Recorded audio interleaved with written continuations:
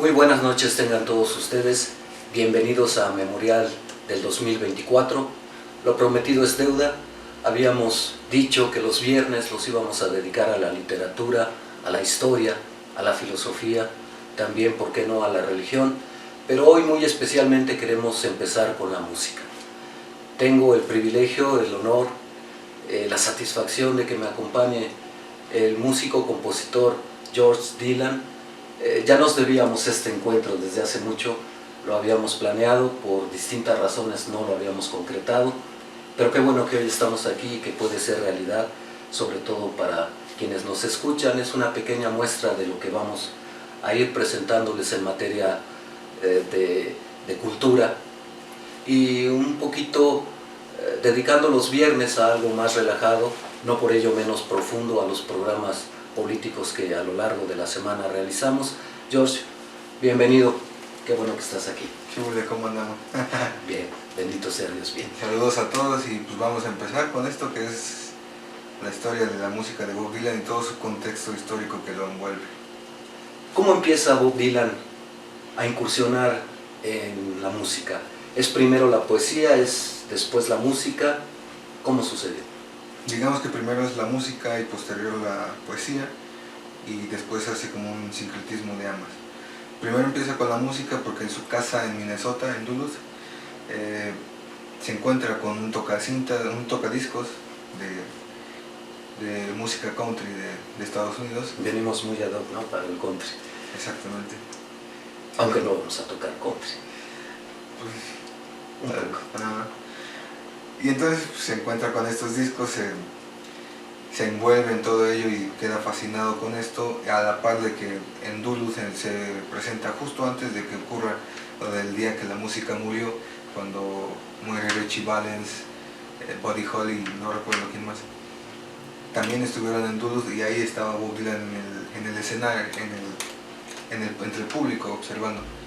Después, cuando entra a la universidad, ya en Nueva York, se encuentra con el poeta Dylan Thomas, que es de quien muchos dicen que adoptó el mote de su apellido.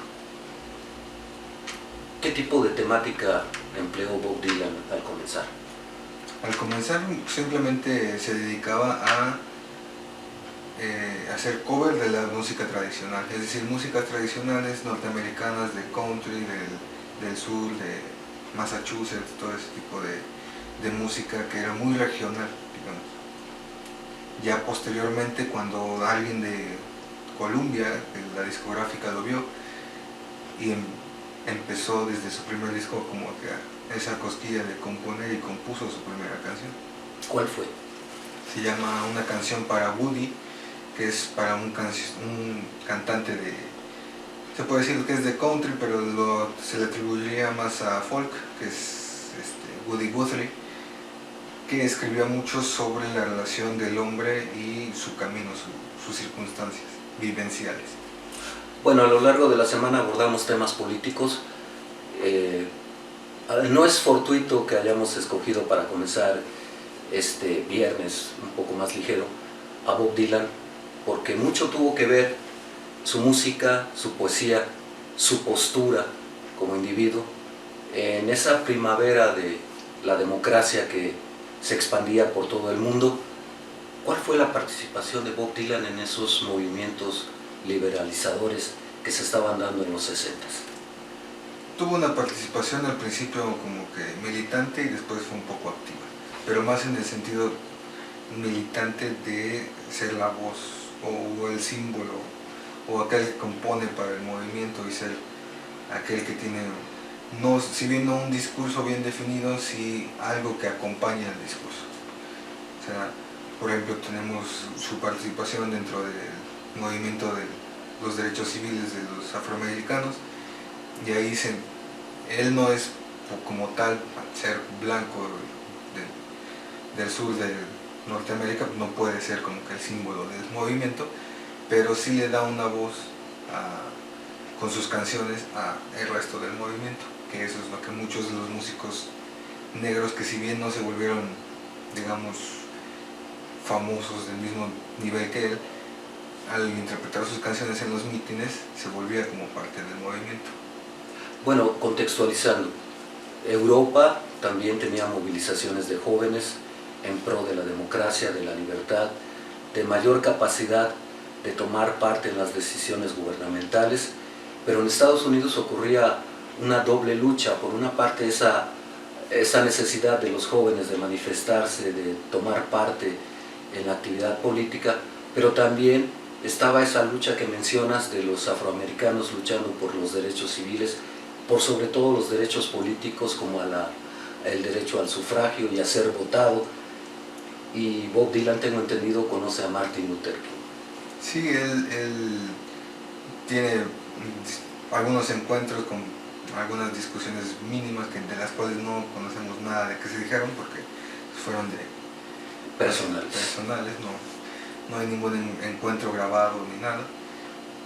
Lo que sí sabemos es que después del discurso famoso de Martin Luther King de tuve un sueño donde la humanidad crea, o más bien haga lo mismo que su credo, después de que da ese discurso, Bob Dylan se presenta inmediatamente terminando y empieza a cantar. Lo presentan y todo, y da un concierto, 5 o 6 canciones junto a Joan Baez. ¿Se comprometió realmente Bob Dylan con un movimiento libertario, no solo en Estados Unidos, sino, como hemos dicho, a nivel global? Pues estos movimientos son a largo plazo y Bob Dylan no tenía el tiempo para dedicarse. Quizá no por falta de interés, sino por yo necesito hacer otra cosa. ¿Cuál era la temática en esos momentos en que había tantas protestas de jóvenes blancos por mayores derechos políticos y de los afroamericanos que además pareciera que estaban apenas luchando por su libertad? Sí, cuando los blancos ya habían luchado por ella, ¿no? La guerra civil fue en 1876 por la liberación de los negros y resulta que 100 años después les dan derechos, ¿no? Empieza la batalla por los derechos, ¿no? Más bien. Lo cual es, pues, bueno. Bob Dylan, sí, era una batalla en la que estaban los conservadores y aquellos que querían meterse dentro de los jóvenes que querían integrarse al nuevo movimiento pacifista, de libres derechos, libertad y derechos, perdón. Entonces, Bob Dylan encajó demasiado bien porque fue la voz de todos, ¿no? Algo que unía a todos. Podrían tener ideas diferentes, pero lo que decía tal canción, todos estaban de acuerdo. Pero se quedó muy poco tiempo en el movimiento. Sí. ¿Por qué? ¿No le interesaba la política? ¿No le interesaban esas luchas que sin duda eran importantísimas y que eran además a nivel global? Le interesaba la lucha, pero no le interesaba encasillarse. Una vez que fue sobre él fijado un dedo de este es el cantante de protesta contra el sistema o lo que sea, él dijo, hasta aquí, hago otra cosa. Entonces, lo curioso fue que después de que cambió y se volvió como una especie de rock con un grupo de músicos detrás de él, le decían, ¿por qué ya no protestas? Y él decía, pues, lo único que hago es protestar. A su manera. ¿Milita en algún partido? ¿Conoce a grandes figuras de la política de aquella época? Kennedy ya había muerto. Se sabe que admiraba a Kennedy hasta cierto punto. Fuera de eso, no militaba en ningún partido. Él mismo decía que estaba en un partido de centro, donde no había izquierda ni derecha, más bien como que uno arriba y abajo, y que lo más seguro era terminar en el centro. Muy diplomático en ese sentido, ¿no? Después de abandonar la canción protesta, ¿a qué se dedica? ¿Qué temática aborda su música? Primero empieza con música de rock and roll que influye a Jimi Hendrix, a Black Sabbath, entre otros músicos famosos de la época. A todos los que tocaron en Woodstock, él fue gran influencia de él. Ubícame el año. 1968, 67-68. Entonces, él es gran influencia para ellos. Sin embargo, en el 1966 tiene un accidente de moto que lo recluye, dado que tuvo una fractura de columna vertebral que casi lo deja inválido, y estuvo cerca de 6 años encerrado en su casa en Nashville, en la parte sur de Estados Unidos. Y ahí fue donde en su casa construyó un sótano, armó una especie de estudio de grabación y junto con The Band siguieron sacando discos, grabando ahí, pero ya de una temática más country. Además de grabar un disco completo con 24 canciones en las que eran cover de Elvis Presley, de canciones tradicionales de la época, famosas, y que tuvo una muy mala reseña, muchas críticas porque decían, pues este no es esto. ¿Cómo tomó la comunidad afroamericana y los jóvenes blancos que luchaban por mayores libertades el abandono de la canción protesta de Bob Dylan? Pues estaban divididos, estaban los que decían que esto era basura, que casi en conciertos en Londres se llevó a cabo varias quemas de sus discos afuera de sus conciertos, mientras estaba de gira allá. Aquí en Estados Unidos fue abucheado en varios eventos. Lo curioso es que cantaba Like a Rolling Stone y todos lo aplaudían. Mientras la estaba cantando, terminó la canción, volvían a abuchear. Es quizá, en lo personal, la canción que más me gusta de Bob Dylan, pero es quizá también de las más conocidas. Por ciertos lugares, Un himno. Pues se volvió un himno de que los Rolling Stones también le han agradecido a él, tanto que muchos otros cantantes la han atribuido como la mejor canción de la historia del siglo XX. 1968 sigue la efervescencia, por un lado, en torno a las libertades, en torno a los derechos políticos de los afroamericanos, pero Bob Dylan cambia, da un salto cuántico, casi, hacia otros estilos, y me parece que esa va a ser la constante de toda su vida, saltar de un estilo a otro, no quedarse estancado, encasillado. Esos discos que graba después, como tú nos comentas a todos, que grabó en el garage de su casa, no fueron bien recibidos. ¿Cómo se reinventa? Uno no fue bien recibido, se llama Autorretrato. Los demás fueron muy bien recibidos, pero este de Autorretrato es porque no son composiciones suyas. Después de eso evoluciona o vuelve a moverse y aunque sigue en una especie de temática country, vuelve con canciones que son muy tradicionales, graba una película, además de componer la música. ¿Billy the Kid? Pat Garrett y Billy the Kid en el 74, de donde se desprende el gran éxito de Tocando las Puertas del Cielo, Knocking on Heaven's Door. Y de ahí, maravillosa canción, ha sido versionada miles de veces. Con justa razón. Después de eso empieza a pasar como una especie de transición muy personal, muy introspectiva, en la cual él está a punto de divorciarse. ¿Año?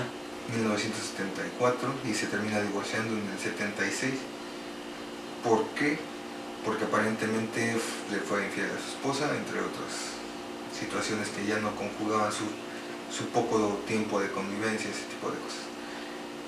Escribe un álbum completo que se dice que es dedicado completo a su esposa, otro que se llama Deseo o Desire, que es del 76, que escribe una canción para su esposa, que es el último intento de reconciliación que no se logró. Pero en ese disco también marca un hito porque vuelve a la canción Protesta, y la primera canción que abre ese disco es la canción que en apoyo al boxeador afroamericano Rubén Huracán Carter, que fue encarcelado por supuesto doble homicidio, del cual no se podía comprobar nada, pero fue encarcelado por motivos raciales, que eso fue la determinación del juez federal en el 86, me parece, hasta el 86. Y Bob Dylan entra en una férrea defensa de este boxeador. Sí. Estuvo en una gira del 75 al 76 que se llamó Rolling Thunder Review, y algunas entradas, digamos, lo que se recaudaba era para apoyar el caso, que era contratar investigadores privados, abogados, todo ese tipo de cosas. Pero también hubo mucha persecución por parte de agencias, ¿no? Porque fue amenazado varias veces de que dejara, y O sea, a saber si eso fue lo que hizo que se fuera. En realidad se dice que pues, simplemente es un caso que no lo iban a dejar y lo abandonó. Bueno, hay algo muy contrastante en estas actitudes de Bob Dylan, porque lo mismo defiende a un afroamericano que es inocente, pero también tengo entendido que defiende a capa y espada a un asesino cuyos delitos sí están comprobados. Y no entiendo la razón, quizá tú me puedas explicar. En ese mismo disco escribe una canción para aquí un narcotraficante de Nueva York, del Bronx, que se llama, bueno, no se llama, o sea, pues, tiene el mote de Joey, desconozco el nombre, pero era muy famoso en Nueva York y fue asesinado después de salir de la cárcel durante una cena con su familia. ¿Por qué el apoyo? Por el simple hecho de crear esta controversia, de decir, apoyas a un culpable, apoyas a un inocente. O defiendes dos vidas, ¿También? al margen de si una es buena y la otra no. Ajá. Tal vez su idea que viene planteando desde el 66, qué es bueno para ti, qué es malo para ti, ¿realmente es bueno o es malo? Y lo es para los demás. Así es. Muy interesante. Déjame regresar un poquito a los 60s otra vez, porque hay algo sobre lo que siempre he tenido curiosidad, porque tengo muchos amigos que son fanáticos de los Beatles. Alguien muy querido para mí de nombre Jorge Romero, a quien enviamos un afectuoso saludo. ¿Quién fue el que sedujo hacia las drogas? ¿A quién? ¿Fue Bob Dylan a los Beatles, o los Beatles ya tenían varias vueltas en el camino de los enervantes? Pues de acuerdo con las declaraciones de ambos, digamos, Bob Dylan ya tenía un largo recorrido dentro de las drogas, al menos con la marihuana, entonces no fue como, o sea, Ringo Starr lo dice muchas veces en las entrevistas, o sea, no es como que él nos invitara o nos presentara las drogas, ¿no? Él estaba ahí y él simplemente llamó a alguien, trajo y todos convivimos de esa manera. ¿Cómo fue la relación de Bob Dylan con los Beatles? Fue En general con el grupo, y después en lo individual con John, Paul, Ringo. como grupo se llevaban bien, o sea, con los Beatles en una convivencia social de los cuatro, bueno, los cinco, pues era muy amena. Ya cuando era más individual ya se notaban un poco los egos, o sea, con Ringo Starr nunca tuvo gran problema porque Ringo Starr no se pelea con nadie. Paul McCartney siempre está ocupado, así que nunca lo va a ir a ver. Con Lennon había una gran rivalidad sobre las ideas de lo que es una revolución y una protesta. John Lennon no estaba de acuerdo con su protesta, Bob Dylan menos estaba de acuerdo con su tipo de protesta, y hasta ahí quedaba. Era una guerra de quién es mejor protestando, digamos. Una guerra de vanidades y de egos, ¿no? ¿Quién escribe mejor? También, o sea, porque muchos se dicen, ¿no? O sea, Bob Dylan será Bob Dylan el mejor escritor del siglo XX o compositor del siglo XX, pero John Lennon escribió Imagina, ¿no? Entonces... Y muy contrastantes también en su forma de protestar. ¿Quién no recuerda la fotografía desnudo con Yoko Ono pidiendo la paz, por ejemplo? Mientras antes la mucama les arreglaba la cama. Sí, y los atendía. Así es. En todos los sentidos. ¿Llegaron a grabar algo juntos? Solo con Harrison. Con Harrison fue con el que más tuvo una relación, tanto de amistad, cercanía, convivencia fuera de los escenarios y fuera del medio musical, por decirlo así. Tenía una convivencia, él se llevaba con la esposa de George, salían a cenar, ese tipo de cosas. Y también a veces Bob iba a las grabaciones de Harrison y tocaba la guitarra, no siempre cantaba, o más bien nunca cantó cuando eran grabaciones de sus discos, él solamente tocaba, hasta los Traveling Wilburys, ¿no? Hasta entonces ya fue como que una relación más profesional, digamos. Pero se quedó simplemente en eso.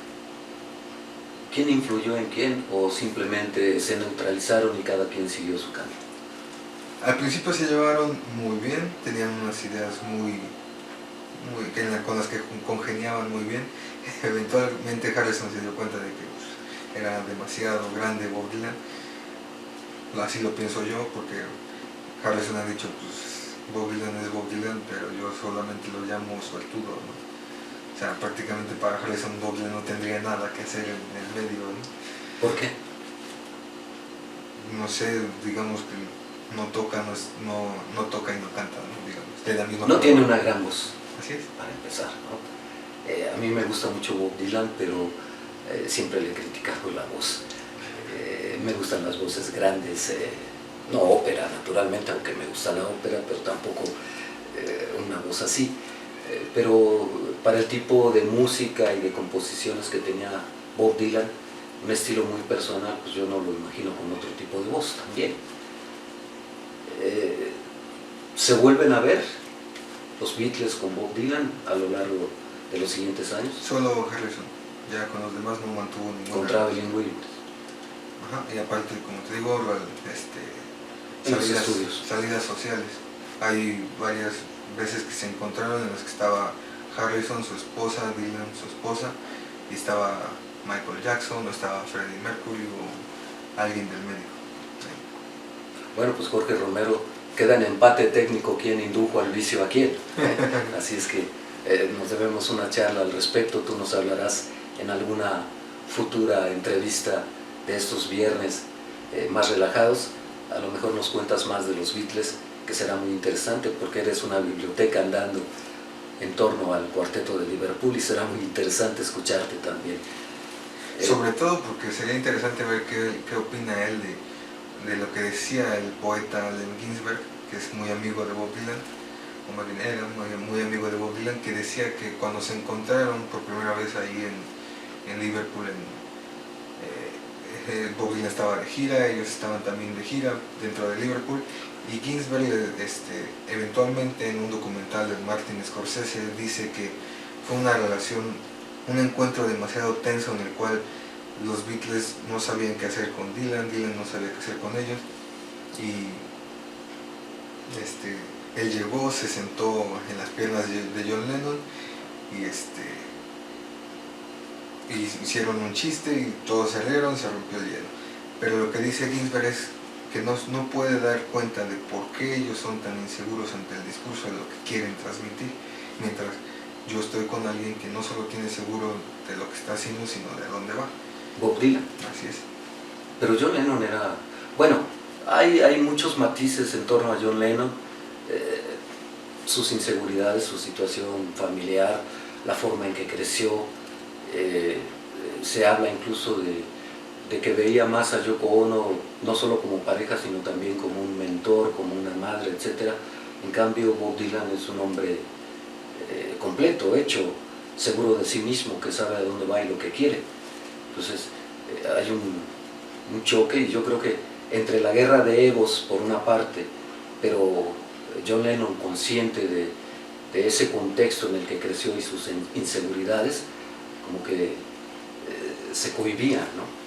Sí, es un gran impacto tener a alguien así, digamos, o sea, siendo John Lennon, tener a alguien tan completo frente de ti, y aún así que ser considerados equivalentes, o a ver quién es, la discusión de ver quién es mejor, y técnicamente pensar que tal vez por las mismas inseguridades pensar, pues es que yo soy John Lennon, pero pues es que él es Bob Dylan, ¿no? Complicada relación.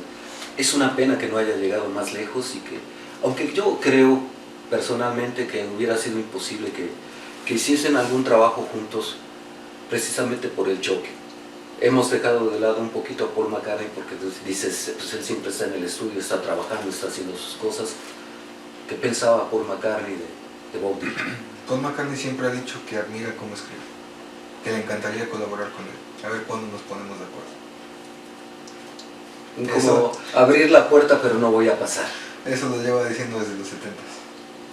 Ni hablar, es una pérdida para quienes provenimos de esas generaciones, y para las nuevas que se están perdiendo, que se perdieron de esas vivencias y de esas condiciones. Bueno, vamos a hacer una pequeña pausa. No se vayan, por razones técnicas tenemos que cortar ahora, pero continuamos en un momento. Espérenos tantito, en un momento regresamos a Memorial del 2024, hoy con la historia de Bob Dylan, sus éxitos, su vida, su trayectoria, el impacto que tuvo con su participación con la canción de protesta en los 60s, y cómo ha ido evolucionando sin encasillarse.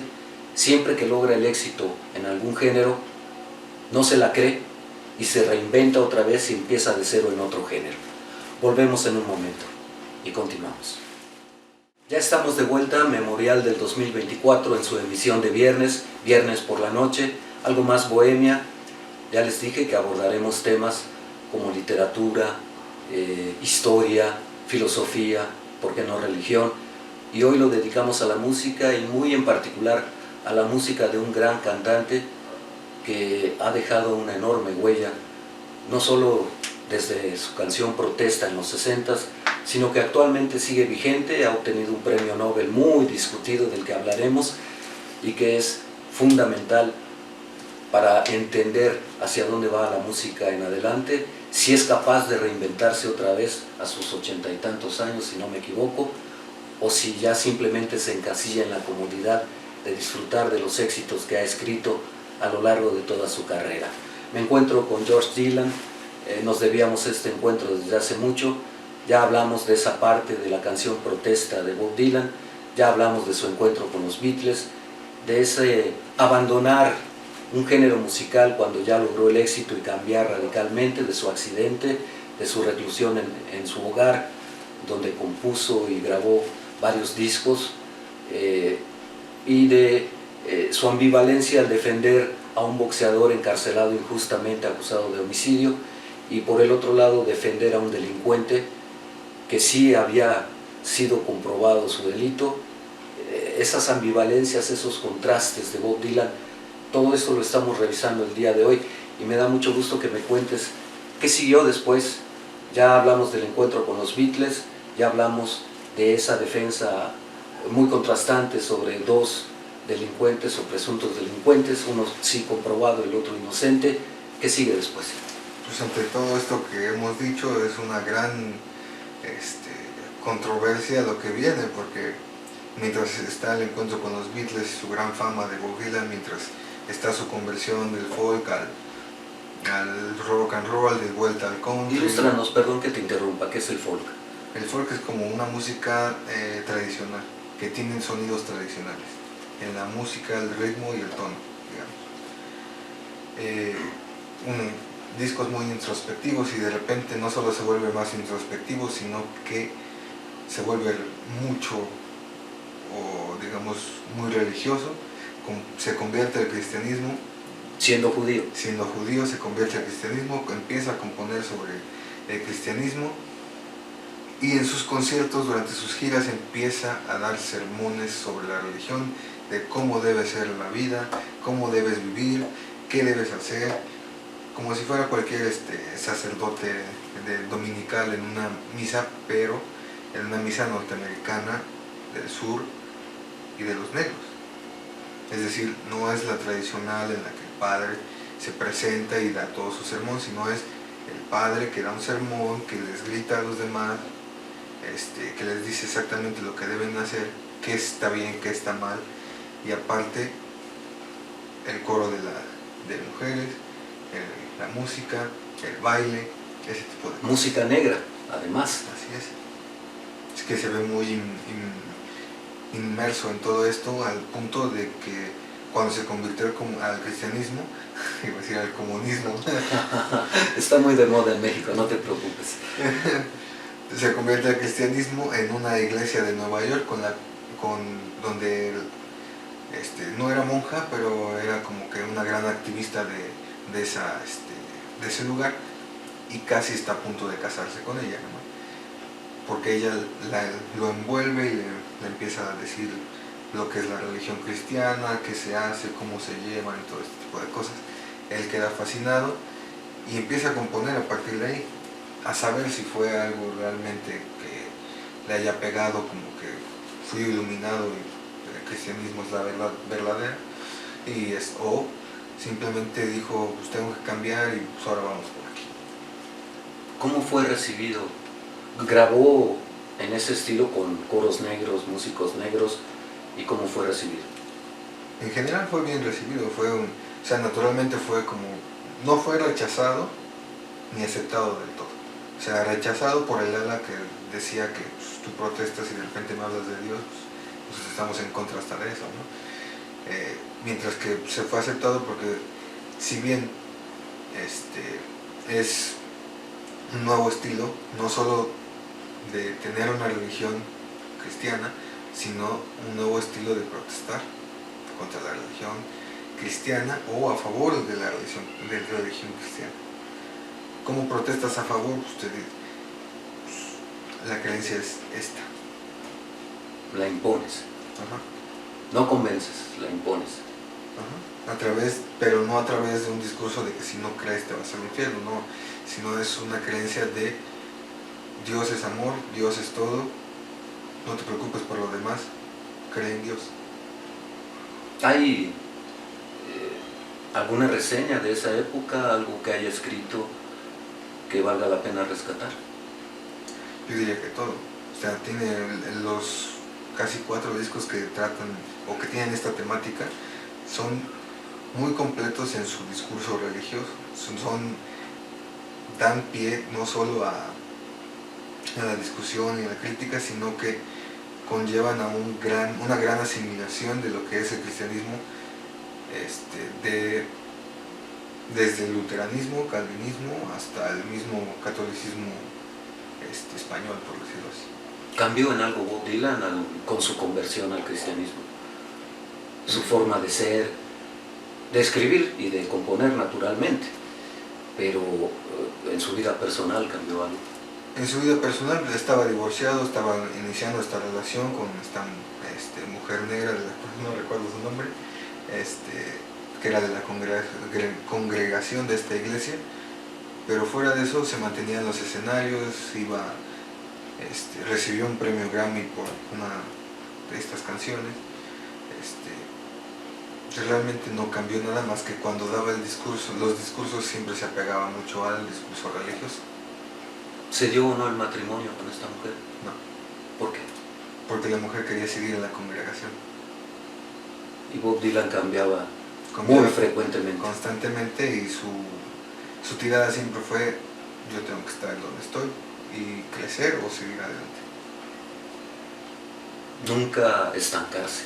Así es. Parece. Bob Dylan recibe un premio Nobel, muy polémico, muy controvertido. Intelectuales y pseudointelectuales protestan porque, pues, cómo es que un cantante al que no pueden atribuirle propiamente poesía recibe un premio Nobel de literatura. Cuéntanos el contexto y qué ocurre. Del premio Nobel. Así es. Desde la perspectiva de Bob Dylan, se levantó un día con el anuncio de su manager de que has ganado el premio Nobel. Se rió y continuó con su día. No le importó mucho. No le creyó, en sus palabras no le creyó. Después le volvió a insistir el manager, le dijo: oye, es que has ganado el premio Nobel, necesitas ir a recibirlo y prepara un discurso y todo esto. Pues qué bien. O sea, si es en serio, ¿no? Pues sí. Pues ahorita escribo algo y lo grabo y se los mando. O sea, realmente pero ese ha sido su tónica, ese es su tipo de protesta. O sea, ha recibido los premios de todos lados, pero el premio Nobel, él mismo dice, o sea, es un premio Nobel de literatura, yo no escribo literatura prosa, digamos. Entonces, no es para mí, o sea, lo agradezco, qué bonito, qué bien, y gracias por los $50,000, pero vale. ¿Acudió a recibirlo? Como dije, grabó su discurso y lo envió. Y fue reproducido durante la entrega. ¿Y qué opinó el sector intelectual de ese premio Nobel otorgado a alguien no literato, no escritor de prosa, como bien dices tú?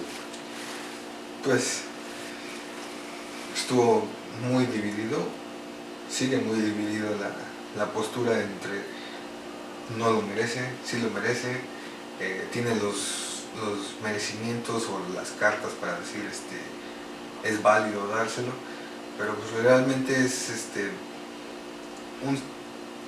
un premio que atribuye a que tu obra como tal fue trascendental, y la obra de Bob Dylan fue trascendental para la historia de Estados Unidos del siglo XX. ¿Por la etapa de protesta o en general? En general. Fue un músico que su obra estuvo muy presente dentro de la historia norteamericana a través de las décadas del 60 hasta, pues, digamos, hoy, ¿no? Que quizás hoy ya no es tan mencionado, ya no es tan reconocido al punto de que en la calle lo ven y dicen es un güey cualquiera, pero su obra sí ha sido reconocida, sigue siendo estudiada en algunas universidades en Estados Unidos, es estudiada en las carreras de literatura. Él siempre dice que quiere atender a las discusiones, nunca puede, natural, como Paul McCartney tampoco podría. Entonces, en eso queda, pero su obra siempre ha estado dentro de la historia norteamericana. ¿Por qué? Porque dentro de la música protesta estuvo en los movimientos de los que ya hablamos, la libertad contra Vietnam, los derechos civiles de los negros o afroamericanos, su retorno a su posición más ortodoxa y conservadora, mudarse al sur de Estados Unidos y vivir en una sociedad, o sea, en una comunidad calvinista. Luego su protesta con esto que decíamos del boxeador y el narcotraficante, convertirse al cristianismo, después dejar el cristianismo, y seguir, ponerse como influenciado por la cultura japonesa, después por la cultura más europea, volver a hablar sobre el capitalismo y sobre todo lo que envuelve todo esto. Y sus implicaciones. Sus implicaciones morales, éticas, políticas, económicas sobre todo, porque empieza a hablar más de economía, aunque muchos digan que no se ve eso en sus letras. Hay un disco que se llama Mundo Político, en el cual todo habla sobre economía, el modelo económico neoliberal. ¿Y qué dice al respecto? Que está del que hemos hablado, ese modelo económico y la globalización de la que hemos hablado en algunos de nuestros programas y que ahondaremos más a profundidad. ¿Qué opina del neoliberalismo, Bob Dylan? Mientras yo gane dinero, todo lo demás no me interesa. ¿Así de egoísta era? En los 80s decía, esto está mal. No era el pensamiento de Bob Dylan, sino la esencia del neoliberalismo. El decir, si yo gano dinero no me importa qué le ocurra a los demás. Bien. Sí.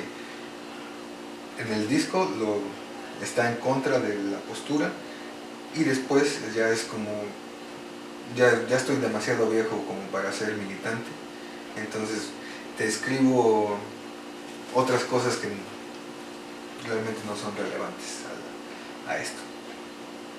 Déjame hacer aquí una pausa porque hay una canción que me gusta muchísimo y que, él siendo cantante, compositor, guitarrista, nos va a hacer el favor de interpretarnos.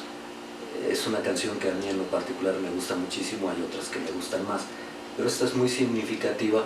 ¿De qué año es? La respuesta está en el viento. Blowing in the Wind es de 1963. ¿Nos harías el favor de complacernos? De mostrarle a nuestra audiencia de qué estamos hablando. Claro, fue una canción que escribió casi inmediatamente después de su primer disco, porque él decía que se le quemaban las manos, porque escribió la canción de la que hablamos, de la canción para Woody, y escuchó su primer disco y dijo, esto es basura, necesito grabar otro inmediatamente, y no solo grabar otro, sino componer las canciones. Y como ya se encontraba en los cafés hablando de protesta, cantando canciones tradicionales pero que fueran de protesta, él decía, yo quiero escribir algo así, quiero escribir sobre ese tipo de cosas. Pues adelante.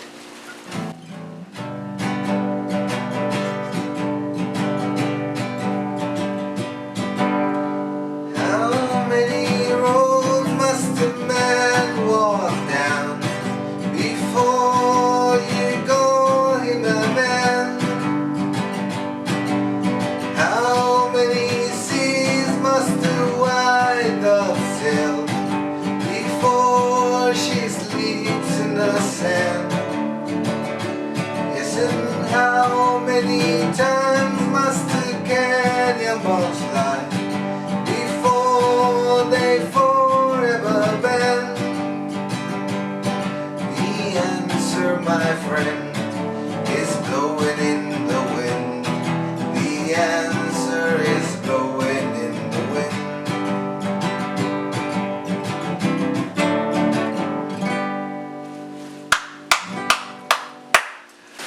Muchísimas gracias, es una canción que a mí me encanta en lo particular y viniendo de ti es un doble orgullo, un doble placer, un doble gozo.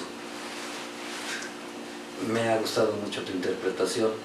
En futuros programas nos vas a deleitar con algo que sea tuyo o de canciones que sean tal vez más conocidas, porque pues bueno, de esta canción que dices que fue de los 60s más o menos a 2023 y de cara al 24 ya nos ha llovido a algunos bastante, pero yo y creo con que la guerra en Ucrania están perfectamente para cantar en estos momentos. bueno, sí, yo creo que no es solo la guerra en Ucrania, están los fundamentalismos de Medio Oriente, una especie de nueva guerra fría entre Estados Unidos y Rusia, al que se le va a sumar la India contra Estados Unidos, que todavía no se da cuenta que está en plena decadencia y que ya se lo va a cargar el payaso y no quiere reconocerlo, que el que tiene la culpa de la pobreza de sus habitantes y de sus frustraciones y su xenofobia y de sus odios, pues es su propio gobierno. Le echan la culpa a medio mundo, se inventan enemigos hasta extraterrestres y su guerra de galaxias, pero no son capaces de reconocer que su propio gobierno es el que los ha llevado a la ruina, al empobrecimiento. Pero bueno, ese es tema que vamos a abordar en futuras emisiones y charlas de los viernes. Sí, que le vamos a poner En búsqueda del imperio del mal. Bueno, lo tenemos aquí al norte. No, pero la búsqueda de ellos, la de nosotros lo tenemos claro. Bueno, es que quienes gobiernan Estados Unidos yo creo que sí se dan cuenta hacia dónde van y por qué están haciendo lo que hacen en aras de mantener el poder. Quienes no lo saben o no lo quieren reconocer o entender, pues son sus habitantes. Pero lo vamos a dejar para futuras conversaciones que, como usted ve, como ustedes atestiguan, que yo creo que van a pintar muy interesantes para todos ustedes. Hoy hemos querido empezar con la música y para mí es un deleite haberte escuchado cantar. Como te decía, nos debíamos este tiempo juntos por una parte, este tiempo compartiendo algo que nos gusta tanto como es la música, este tiempo charlando de cosas que a ti y a mí desde que tú eras niño me he preocupado mucho porque te importe, porque te interese, porque a final de cuentas hay un compromiso con uno mismo de conocer la razón por la que estamos aquí, cómo transitar en este espacio y cómo vislumbrar entre tantas penumbras un camino mejor. Pero volviendo a Bob Dylan, me dices que hay algunos discos intimistas. Yo no conocí esa faceta de Bob Dylan porque a final de cuentas uno se queda al principio de los 60s, muy pocas canciones después oí que fueran éxitos. Lamentablemente yo no escuchaba mucho el radio en lo que fue 80s y 90s, más bien yo hacía radio en los 90s con programas como este, pero dices que hay discos intimistas de Bob Dylan. A mí me da mucha curiosidad qué pensaba, la vida, la existencia, la muerte, Dios. ¿Qué nos dicen esos discos intimistas? Son discos que, con excepción de uno, no te dicen nada. Si bien te está contando una historia, te está diciendo A, B, Z de su vida o de la vida de la historia de esa canción, pero en realidad no te está diciendo nada. Te deja muy abierto a la especulación, a la interpretación, a decir de qué se trata esa canción. Con excepción de este disco, que fue del 96, se llama Time Out of Mind, fue producido por Rick Rubin, que es un productor que, al igual que con Johnny Cash, se dedicaba a llegar con los artistas que ya estaban, digamos, consolidados y avanzados de edad, les decía, ¿por qué no escribes de esto? O algo así, ¿no? Digamos. Entonces Bob Dylan empezó a escribir eso, escribe sobre el amor, sí, vuelve otra vez con la política, sobre la muerte, sobre la vida. ¿Y qué piensa en general de eso? Sobre la vida, por ejemplo. Lo resume en una frase de esa canción, se llama, que así se llama, ¿no? Digamos, aún no hay oscuridad, pero va a llegar. O sea, lapidante, y se queda con eso de, esto es lo que tienes, disfrútalo, va a llegar. Intuyo, deduzco por lo que comentas de contar historias en esos discos intimistas, que te cuenta la historia pero no te lo da digerido, quiere decir que lo deja a la interpretación de cada cual. Sí, lo deja a la interpretación y no necesariamente te dice ni dónde empieza ni dónde termina. Bueno, hablábamos de la vida, ya nos diste la interpretación que da Dylan al respecto. La muerte, por ejemplo, el amor. De la muerte viene, digamos, implícita en esa, aunque también cuenta algunas otras historias sobre la muerte dentro de ese disco. Pero sobre el amor, es curioso que es una canción que se llama Hacerte sentir mi amor, que ha sido versionada miles de veces y ha sido más famosa, y todos la reconocen. La más reconocida es con una cantante que se llama Adele, y todos dicen, la canción de Adele. Nadie se acuerda que la escribió Bob Dylan en el 96, pero ha sido reversionada y es ampliamente famosa, pero la escribió. ¿Y qué dice?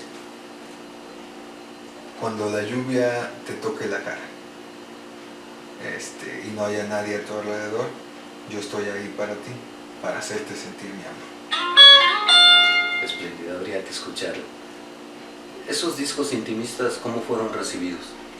Porque, insisto, Bob Dylan es un compositor y cantante, un poeta que da saltos de estilo y género frecuentemente. Digamos que se quedó mucho en la tónica que decía Platón sobre los poetas. Lo dicen muy bonito y hasta ahí se queda. Platón, pues, al fin y al cabo. Fíjate que a mí me llama mucho la atención si algún psicólogo y algún psiquiatra conjuntamente analizaran a Bob Dylan y los saltos que da de género, de estilo, de temática en sus letras y en su identidad misma, dirían que este es, ¿cómo les dicen a estos? Bipolar o multipolar, porque no simplemente va de la tristeza a la algarabía, sino va de un género a otro, de un estilo a otro, de un tipo de vida a otro, se casa con una blanca, después va a contraer nupcias por con ser una blanca que era muñequita de Playboy. No le fue mal al individuo, ¿no? Que ya estaba casada y ya tenía una hija. No le fue mal. Y que después tuvo 5 hijos con ella. Bueno, me gustaba más de Playboy porque ya después de 5 hijos no sé cómo. No lo sé, bueno, fue muy machista mi comentario, una disculpa. Se volvieron a juntar, estuvieron a punto de volverse a casar en los 90, tampoco se volvió a dar. Pero no sé cómo está la relación actualmente, pero sé que en los 90 estuvieron a punto de volverse a casar. Pero te decía de si un psicólogo y un psiquiatra revisan estos saltos permanentes de Bob Dylan. Sería interesante la discusión, incluso discutirlo con ellos, pero para lo que va a servir es para que Bob Dylan diga, no, así no es. Diría, bueno, esta faceta, esta etapa de la vida la cierro aquí y me reinvento en otra. Joan Baez lo explicaba muy interesante. Muy amiga de Bob Dylan, por cierto. Sí, lo explicaba muy interesante porque decía, estaba escribiendo en su máquina de escribir y se volteaba con ella y le decía, algún día todos estos pendejos van a andar diciendo de dónde salió, cómo salió y cómo lo hice. Yo ni siquiera sé de dónde sale. Se reía. ¿Quién decía eso? ¿Bob Dylan? Ajá. Bueno, era muy contestatario en las entrevistas, ¿no? Muy a la defensiva. Muy irónico. Pero muy a la defensiva, yo lo veía en las entrevistas. Iba y venía, digamos. O como lo mismo de la bipolaridad, iba y venía, decía que una cosa, decía otra cosa, te respondía irónicamente o demasiado lógico con una respuesta de ¿quieres saber un número? Te doy un número ya. O sea, hay una pregunta que dicen ¿cuántas cantantes de protesta hay actualmente? ¿Cuántos? O sea, ¿quieres un número exacto? Sí, como 136. O sea, hay 136, 137 por ahí. En fin, al cliente lo que pida, no me voy a pelear con él, ¿para qué discuto? Es una figura muy emblemática por ese impacto con la canción Protesta, que muy probablemente las actuales generaciones pues no conozcan. No la conocen porque no han crecido no crecieron en el contexto. O sea, podemos decir que hay una gran pelea política, económica actualmente, pero no vienen de una Segunda Guerra Mundial, no tuvieron una guerra de Vietnam, no tuvieron una lucha por los derechos civiles. Tal vez tengan la lucha del feminismo y la lucha LGBT, pero los tiempos ya no son lo mismo. O sea, si bien a estos activistas también los matan, ya no son tan sonados, digamos. Bueno, hay varias razones que quizá contribuyan a explicarlo. Por una parte, estas nuevas generaciones, y muy particularmente las que están viviendo este cambio en México, están gozando de todos los privilegios de las libertades. O sea, solamente un simple hecho, ¿no? que nos deja claro que ya no es la misma generación la que vivió Bob Dylan a la que vive actualmente. Sí, está Estados Unidos y Rusia, pero antes era Estados Unidos y la Unión Soviética, y es una gran diferencia. Sí, ya no hay comunismo, aunque digan que lo van a enseñar en los libros de texto gratuitos. Y China estaba consolidando su comunismo, y ahora es la potencia emergente que está compitiendo con Estados Unidos. Pues yo creo que le va a ganar, pero bueno, es cuestión de tiempo. Sobre todo los chinos no son alemanes como para perder con Inglaterra. Bueno, también hablaremos de eso en futuros programas. Yo quisiera cerrar esta charla, este encuentro que ha sido muy grato para mí, espero que para ti también, y además cada viernes nos encontraremos en este espacio para, como decía, hablar de religión, de estos sucesos mundiales que impactaron a la humanidad. Yo quisiera cerrar este espacio con una definición muy concreta de cómo ves a Bob Dylan, y que nos deleites con una nueva interpretación de su enorme y valioso repertorio, y que nos deja de enseñanza hacia este memorial del 2024, habiendo impactado tanto en la canción Protesta, hoy que estas nuevas generaciones, pues a lo mejor ya la pelea no es por las garantías, las libertades, o no tan exacerbadas como en los 60s, sino contra el hambre, contra la injusticia, contra la globalización deshumanizada, contra ese neoliberalismo que pasa por encima de cualquiera, contra el libre mercado, y uno no puede demandar al libre mercado porque no es una persona jurídica. En fin, son de los bemoles con los que se enfrenta esta nueva generación y nosotros que llevábamos de salida. ¿Cuál es tu impresión final de Bob Dylan? ¿Cómo influye y qué enseñanza nos deja para las futuras generaciones en este memorial de cara al 2024? Que nos deja muchas cosas, cómo hacer una lucha militante a partir de las letras, cómo ser parte de un movimiento y cómo llevarlo a través de las letras, cómo lo veo hoy con miras al 2024, que no solo no ha sido aprovechado, sino que es desconocido. En las nuevas generaciones pasa de noche, y realmente serviría mucho conocerlo, reconocerlo, porque él ya tuvo su lucha, ¿no? Entonces realmente, aunque también nos da pie a decir, pues es que no aprendimos nada de esa lucha, porque lo acabas de mencionar, el hambre, la libertad y todo eso, pues es lo que estábamos hablando, por lo que estaba luchando Bob Dylan. Así que realmente... Eso no ha cambiado, pero las libertades sí se han ensanchado, por lo menos en nuestro país. Y muy recientemente, muy recientemente. Claro, pero la lucha sigue siendo exactamente la misma. Sí, lo que me llama la atención, por ejemplo, es que tú decías, nos deja la enseñanza de las letras, de cómo se lleva un movimiento con una melodía y una letra profunda, y yo no veo en Morena eso, por ejemplo, ¿no? Ni lo veo mucho menos en la oposición, como no sea el aleluya y el persinarse, ¿no? Y protestar contra el aborto, etcétera, etcétera. Eso lo tienen claro. Nada más. Pero, en fin, yo quisiera que cerráramos esta segunda parte de la historia de Bob Dylan con otra canción para despedirnos. Y bueno, para cerrar esta emisión de viernes, que es más relajado, Ha sido un placer estar contigo, nos debíamos este encuentro. Qué bueno que va a ser más frecuentemente y hablando de otros temas no menos interesantes. Les agradecemos el favor de su atención. Para despedirnos, una canción que a mi amigo Jorge Romero le gusta mucho y que me preguntó recientemente por ella. Yo no sabía que tú la conocías, yo no la había escuchado, he de confesarles, y he de confesarte a ti, Jorge, que no la había escuchado, hasta que tú me hiciste la recomendación y la vi, y vi la traducción. En fin, me ha gustado muchísimo, y no es algo prefabricado, a él le gusta mucho también, y él ha decidido cerrar con esta canción que se llama... Los tiempos están cambiando, the times they are changing. Bien, pues los esperamos la siguiente emisión de viernes, más relajado, no menos profundo, pero sí más ameno y más divertido para todos nosotros. Adelante entonces.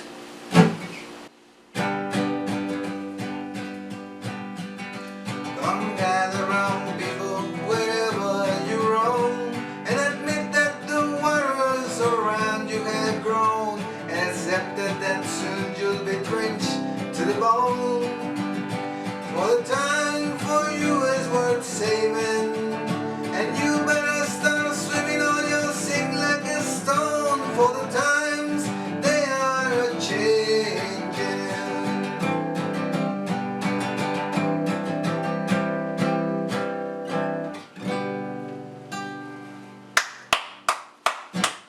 Pues muchísimas gracias. Es un placer que hayamos al fin podido compartir un espacio, un tiempo y este gusto propio y mutuo por la música, por la literatura que vamos a compartir más adelante. Muchísimas gracias a todos ustedes, servido Jorge Romero. Te espero próximamente para que nos hables de los Beatles, aunque sea vía telefónica, me encantaría que fuera presencialmente. Tiempo al tiempo, hay manera de hacerlo, tenemos toda la vida por delante para construir más cosas. A ustedes que nos han acompañado, los invitamos a nuestras emisiones normales en las que hablamos de política, de la coyuntura y de la perspectiva, y les esperamos el siguiente viernes con otro tema, quizá de religión, quizá de literatura, quizá de filosofía. Acá nuestro amigo que luego me seduce queriendo hablar de otras cosas, a media conversación sobre música y Bob Dylan, pero son interesantes y los esperamos para que nos acompañen la próxima vez. Les agradezco mucho el favor de su atención, cuídense mucho, hasta entonces.